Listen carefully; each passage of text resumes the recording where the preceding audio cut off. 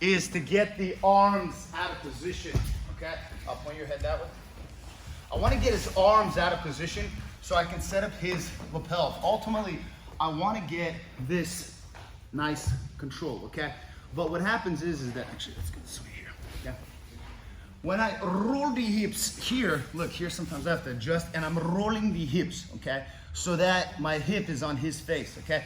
This is a good angle north-south because his arm is out of position here, okay? If you really want to turn them to the side, okay, all you got to do is just step over their head and turn them over this way here, and the arm is already in a kimura right here. But what you have the opportunity to do is find the lapels. I can find the near one, I can find the far one. So what I'm gonna do is I'm gonna take the far one and roll back the hips so that I can just grab the far lapel right here, okay? From here, I'm gonna re-roll the hips so that my shoulder can jam his face, and I'm doing it lightly so that I can hop up kind of knee to the belly here as I go for a back choke right here, okay, using the lapel.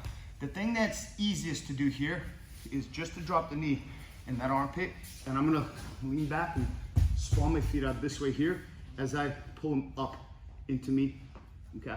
Very important for your elbows to go together. You have to lean back, because if I'm leaning forward, I can get my elbows together. The more I lean back, the elbows can come together, okay?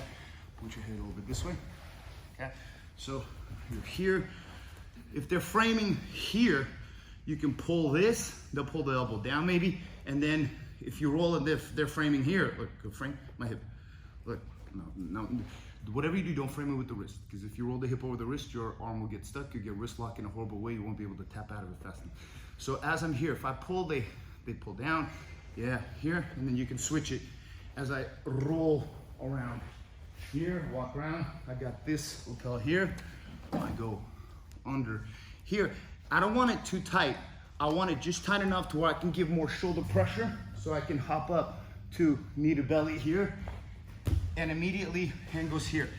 I want to keep this just loose enough so that my elbows can come through here, and I lean back. If I'm too close, my elbows can't go through. The more I lean back this way here, and my knee just slides off, and I switch my base here. My shoulder is in his sternum, and I have good pressure and good base here.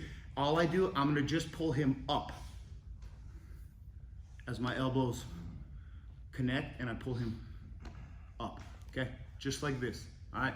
There's a whole bunch of options, but this is a very good way to do it because you're very stable. Even if he frames my head right here, I can finish him here fairly fast. I know typically you can also step over the head and do all that, but it's just unnecessary because you're just here and you have a very good base, as this is a very good grip right here.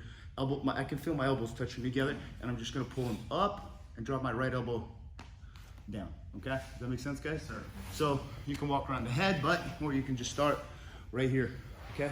Take this lapel, feed it here, and I'm gonna roll the hip so I can jam his face. Right hand goes on the hip, okay? And I'm gonna hop up as this hand goes here. I'm gonna pull up, and then just this knee slides off of this armpit, and I switch the base here, and from here, and I'm keeping it a little bit loose. I'm just gonna pull him up, and the more up I pull him into my right forearm as my right elbow drives down and the left one pulls up. Okay? So let's try it. 1, 2, 3.